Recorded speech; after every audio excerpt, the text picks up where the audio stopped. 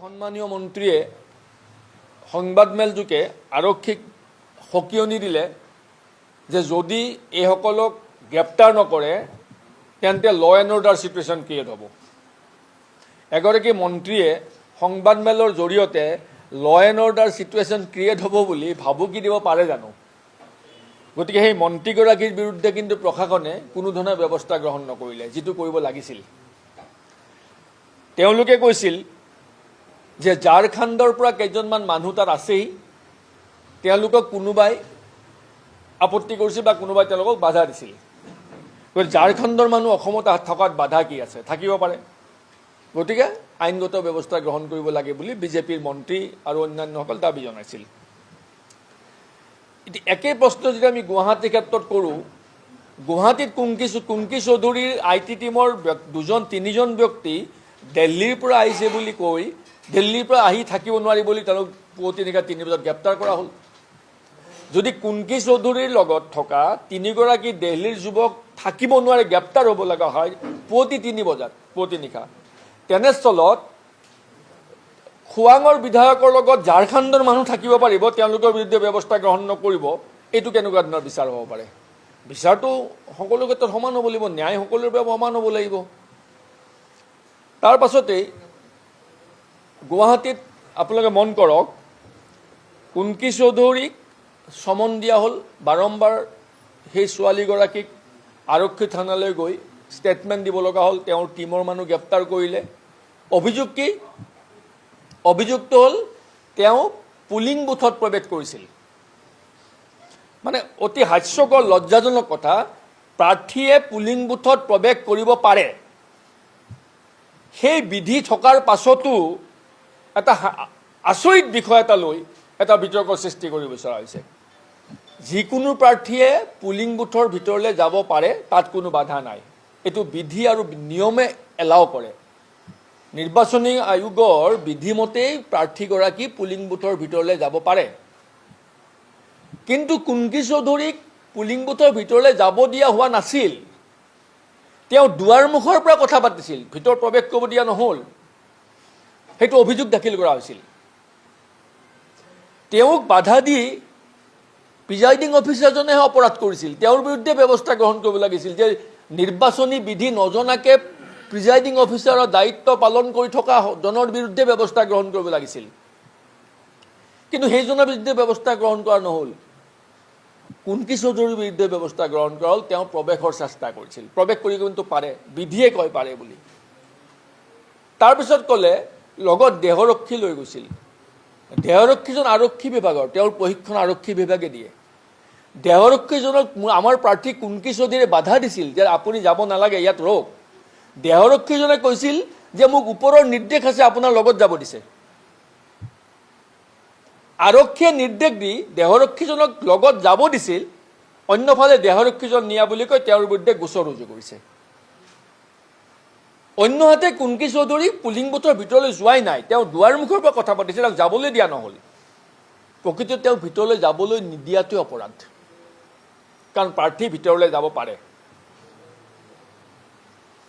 এই সামগ্ৰিক দৃষ্টিকোণৰ পৰা আমি দেখিছোঁ যে নিৰ্বাচনৰ পাছত নিৰ্বাচনোত্তৰ যিটো পৰিৱেশ, এই পৰিৱেশত চৰকাৰখনৰ অসহনশীলতা প্ৰকাশ পাইছে, অগণতান্ত্ৰিক মনোভাৱৰ চূড়ান্ত প্ৰতিফলন ঘটিছে। এইটো গণতন্ত্ৰৰ বাবে শুভ লক্ষণ নহয়। কিন্তু ইয়াৰ দ্বাৰা এইটো প্ৰতিপন্ন হৈছে যে মুখ্যমন্ত্ৰী ডাঙৰীয়া নিজে নিশ্চিত যে এইবাৰ বিজেপি চৰকাৰ অসমত নহয়। গতিকে হতাশগ্ৰস্ততাৰ প্ৰতিফলন এয়া, হতাশগ্ৰস্ততাৰ প্ৰতিফলনৰ ফলশ্ৰুতিত এনেধৰণৰ আচৰণবোৰ কৰিব লৈছে। অন্যহাতে আমি অন্য এটা দিশ দেখা পাওঁ, জেনজি বুলি কোৱাৰ লগে লগে, জেনজি মানে নতুন প্ৰজন্ম, যাৰ বয়স 30 বছৰৰ ভিতৰত আজিৰ দিনটোত। জেনজি বুলি কোৱাৰ লগে লগে বিজেপি চৰকাৰৰ জ্বৰ উঠি যায়। কিয় জ্বৰ উঠে নাজানো। মোৰ সন্তানো জেনজি, বৰ্তমান চৰকাৰখনৰ প্ৰতিজন মন্ত্ৰী বিধায়কৰ সন্তানো জেনজি। আমাৰ জেনজিৰ প্ৰতি শ্ৰদ্ধা আছে, আমাৰ অফুৰন্ত বিশ্বাস আছে সেইসকলৰ প্ৰতি যে নতুন প্ৰজন্মই সমাজ পৰিৱৰ্তনৰ বাবে আপোচবিহীনভাৱে যুঁজ দিব পাৰে। নতুন প্ৰজন্মই জাতীয় স্বাৰ্থৰ বিৰুদ্ধে হোৱা যিকোনো কুকৰ্মৰ বিৰুদ্ধে আপোচবিহীনভাৱে যুঁজ দিব পাৰে, সেয়াই নতুন প্ৰজন্ম। নতুন প্ৰজন্মই সমাজ পৰিৱৰ্তন কৰিব পাৰে, নতুন প্ৰজন্মই শাসনৰ পৰা মানুহ উফৰাই পঠাব পাৰে, সেয়াই নতুন প্ৰজন্ম। আৰু সেই নতুন প্ৰজন্মৰ শক্তিক বাৰম্বাৰ উপেক্ষা কৰি থকা হৈছে। এইটো আমি জুবিন গাৰ্গৰ হত্যাৰ পৰৱৰ্তী সময়তে আমি দেখিবলৈ পাইছোঁ। জুবিন গাৰ্গৰ মৃত্যুৰ পাছৰ পৰা আমি দেখিছোঁ যে জেনজিৰ প্ৰতি এটা বিৰূপ মনোভাৱ চৰকাৰখনে প্ৰদৰ্শন কৰি আছে, অৰ্থাৎ নতুন প্ৰজন্মৰ প্ৰতি তেওঁলোকক উঠি আহিবলৈ নিদিয়ে।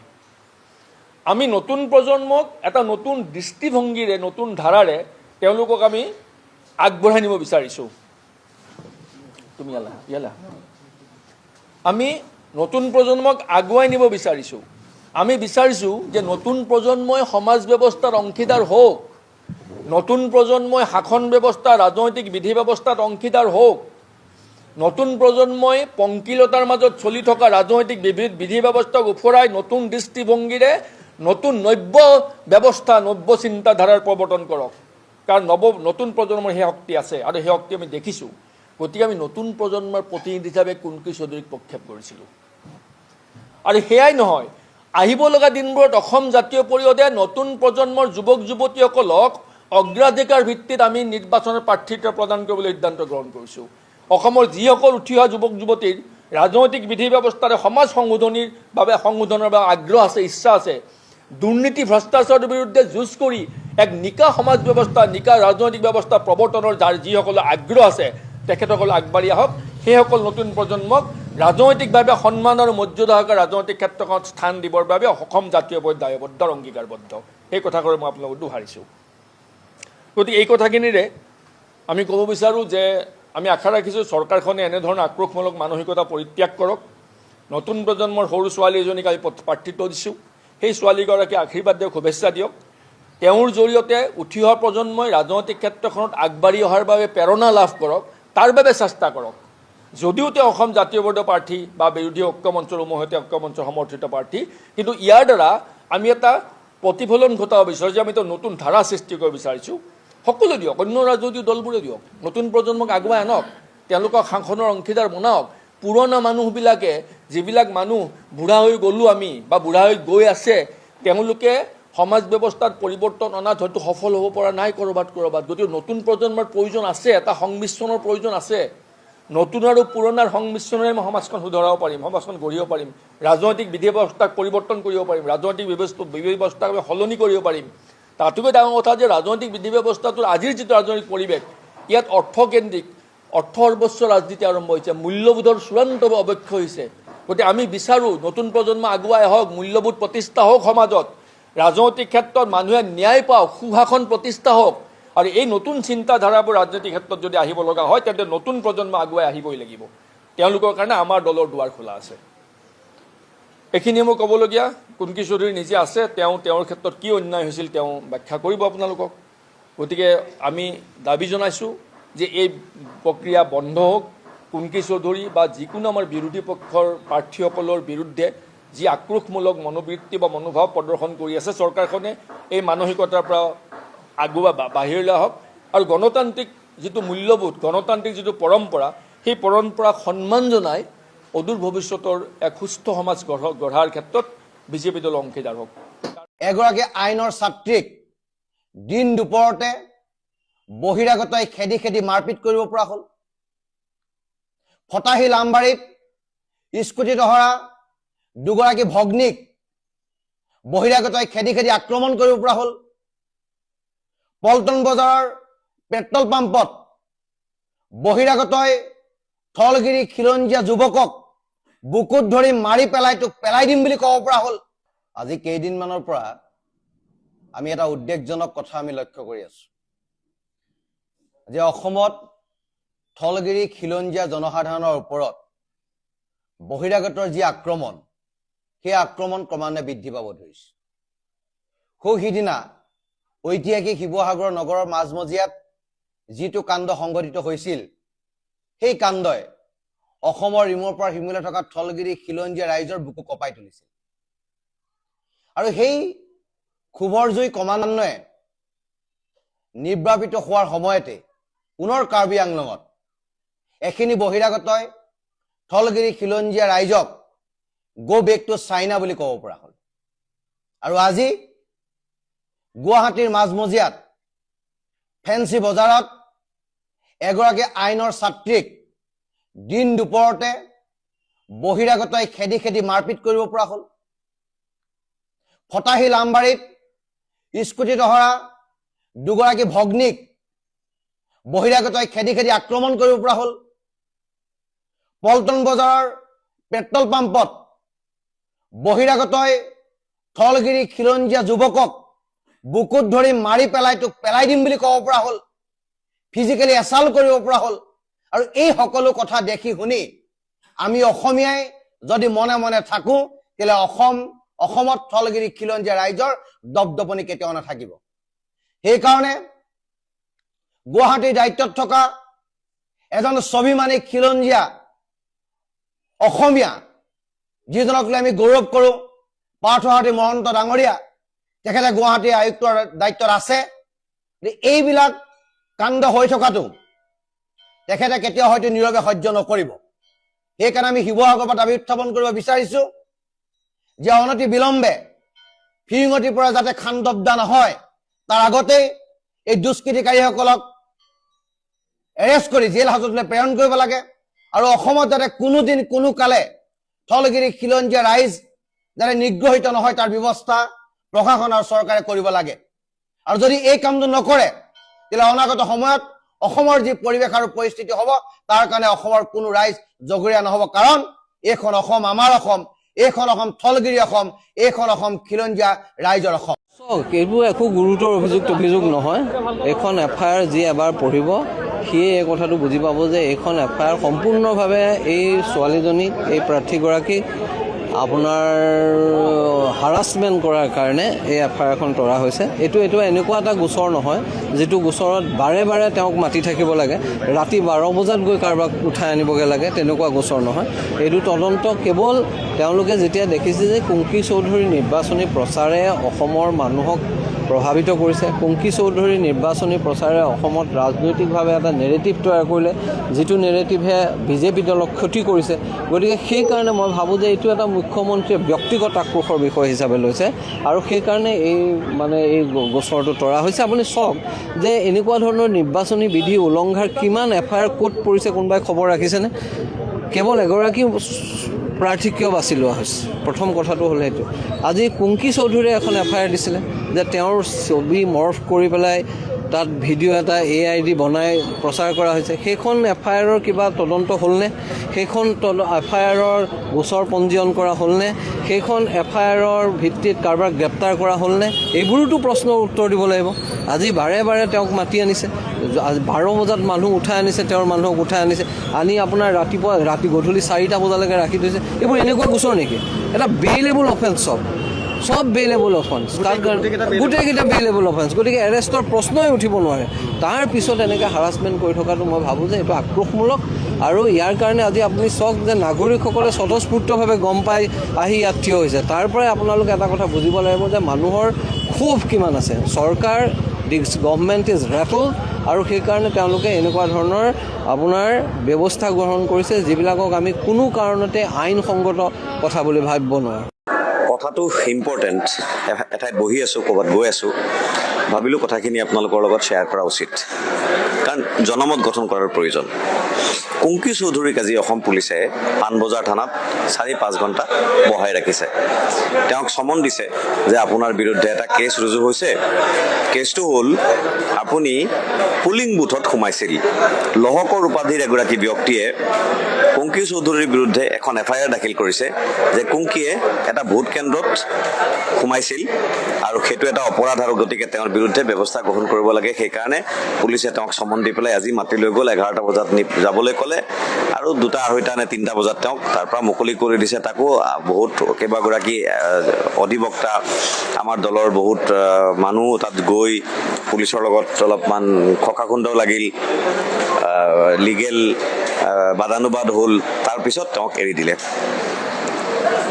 মই অসমৰ এগৰাকী বিশিষ্ট ব্যক্তিৰ লগত এই কথাখিনি পাতি আছিলোঁ ফোনত,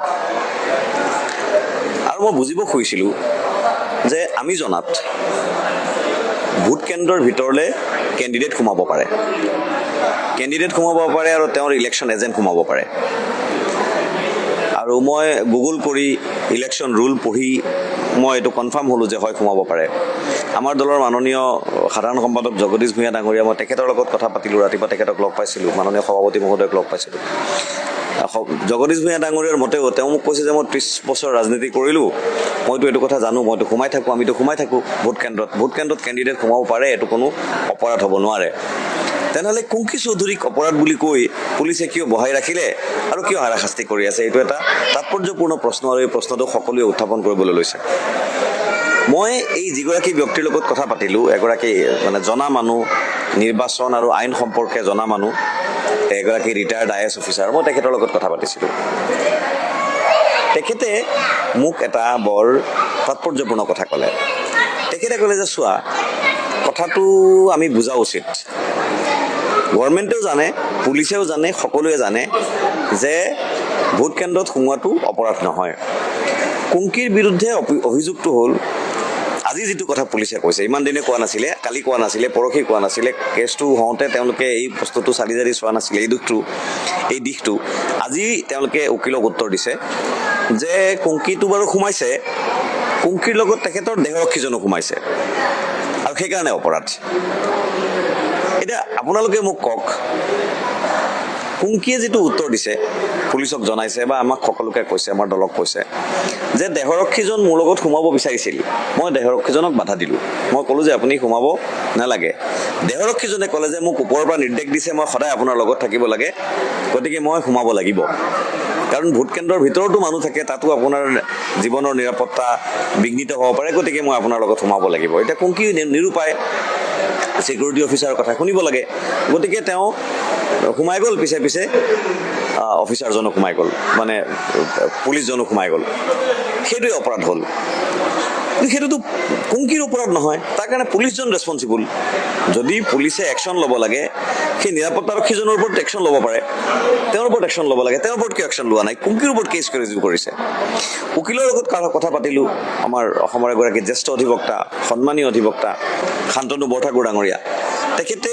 তেখেতে আমাক জনালে যে এইটোতো যিটো গোচৰ ৰুজু হৈছে, এইটো এটা বেইলেবল ছেকশ্যন, আৰু বেইলেবল ছেকশ্যনৰ কাৰণে তেওঁক ডিটেইন কৰি থানাত বহাই ৰাখিব, এইটো কেনেকুৱা ধৰণৰ কথা? এইটো অন্যায় কথা। আমাৰ দলৰ মাননীয় সাধাৰণ সম্পাদক জগদীশ ভূঞা ডাঙৰীয়াই আজি অসমৰ মুখ্য নিৰ্বাচনী বিষয়া CEO আলোক কুমাৰ ডাঙৰীয়াক এখন চিঠি লিখিছে, আৰু চিঠি লিখি পেলাই কৈছে যে এইটোতো ৰাজনৈতিক প্ৰতিশোধ পৰায়ণতাহে হৈছে, আপোনালোকে বস্তুটো চাওক।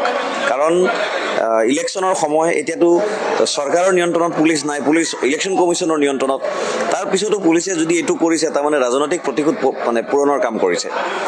মই এই প্ৰাক্তন IAS অফিচাৰগৰাকীৰ লগত কথা পাতোঁতে তেখেতে মোক যিটো কথা ক'লে, সেই কথাটো আপোনালোকৰ আগত ক'বৰ কাৰণেহে মই ভিডিঅ'টো বনালোঁ। তেখেতে ক'লে যে চোৱা, এইটো এটা বিজেপিৰ হিমন্ত বিশ্ব শৰ্মা ডাঙৰীয়া ৰাজনৈতিক কৌশল। তেওঁলোকে কুংকিক প্ৰেছাৰ দিব খুজিছে। প্ৰেছাৰটো কিয় দিব খুজিছে?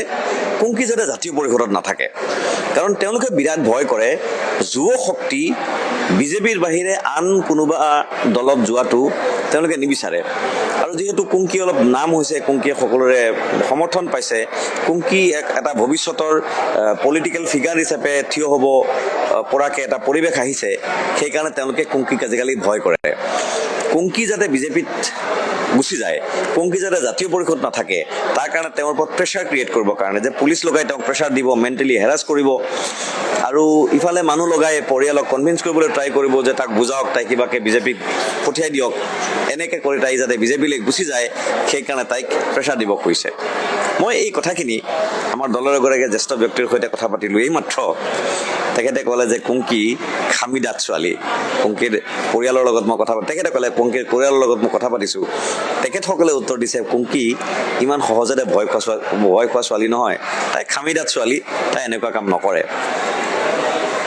আপোনালোকক এই প্ৰসংগতে আৰু এটা কথা কওঁ যে বিজেপিয়ে যুৱ শক্তিক কিয় ভয় কৰে? মন কৰিব, বিজেপিয়ে হিমন্ত বিশ্ব শৰ্মা ডাঙৰীয়াই মাজতে নেপাল খুব কৈ আছিলে যে অসমত নেপাল কৰিবৰ কাৰণে কিছুমানে চেষ্টা কৰিছে, অসমত বাংলাদেশ কৰিবৰ কাৰণে কিছুমানে খুব চেষ্টা কৰিছে, ভাইৰাছ কোনো চেষ্টা কৰা নাই।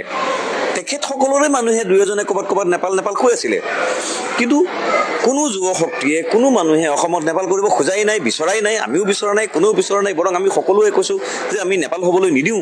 তাৰপিছতো হিমন্ত বিশ্ব শৰ্মা ডাঙৰীয়াই কিয় কৰিছে এইটো কাম? তাৰমানে তেওঁলোকে বিচাৰে অসমত নেপালৰ নিচিনা পৰিৱেশ সৃষ্টি কৰিবৰ কাৰণে কোনোবা ওলাই আহক, যুৱ শক্তি ওলাই আহক। যদি কোনোবা ওলাই আহি এনেকুৱা কাম কৰে, লগে লগে তেওঁলোকে গ্ৰেপ্তাৰ কৰিব, লগে লগে প্ৰেছাৰ দিব, লগে লগে হাৰাশাস্তি কৰিব আৰু যুৱ শক্তিক ভয় খুৱাব, যাতে যুৱ শক্তিটোৱে ভয় খাই গভৰ্ণমেণ্টৰ বিৰুদ্ধে প্ৰতিবাদ কৰিবলৈ, গভৰ্ণমেণ্টৰ বিৰুদ্ধে কিবা ইনিচিয়েটিভ ল'বলৈ আগবাঢ়ি নাহে। এইটো তেওঁৰ এটা কৌশল আছিল, যিটো ফেইল কৰিলে তেওঁ। আৰু এইবাৰ কুংকি ওলাই অহাৰ লগে লগে অসমৰ যুৱ শক্তি, অসম জাতীয় পৰিষদ আৰু বিৰোধী মিত্ৰ শক্তিৰ প্ৰতি সমৰ্থন আগবঢ়াবলৈ আৰম্ভ কৰিলে। তাত জুবিন গাৰ্গৰ প্ৰসংগটো আছে। সেইকাৰণে যুৱ শক্তিক হিমন্ত বিশ্ব শৰ্মা ডাঙৰীয়া আৰু বিজেপিয়ে বিৰাট ভয় কৰা আৰম্ভ কৰিছে আৰু সেইকাৰণে কুংকিক প্ৰেছাৰ দি তেওঁলোকৰ ফলীয়া কৰিব খুজিছে। আপোনালোকক কৈছোঁ আৰু আপোনালোকৰ জৰিয়তে এই ভিডিঅ'টোৰ জৰিয়তে হিমন্ত বিশ্ব শৰ্মা ডাঙৰীয়া আৰু বিজেপি আৰু তেওঁলোকৰ গোটেই ইক'চিষ্টেমটোক কৈছোঁ, কুংকি খামিদাত ছোৱালী নহ'ব, অন্ততঃ নহ'ব বুলি আমি এটা আত্মবিশ্বাস আমাৰ আছে। এই কথাখিনিৰ ওপৰত আপোনালোকে কি ভাবে, মোৰ দৰ্শকসকলে কি ভাবে, অনুগ্ৰহ কৰি যদি আপোনালোকে তলত কমেণ্ট কৰি জনায়। মই যদি ভুল কথা কৈছোঁ নিজকে শুধৰাবলৈ সুবিধা হ'ব, বা আপোনালোকৰ মতামত জানিব পাৰিলে নিজেও নতুন কথা জানিবলৈ পাম। আপোনালোকৰ মতামত কি জনাব, আপোনালোক সকলোকে ধন্যবাদ জনাইছোঁ।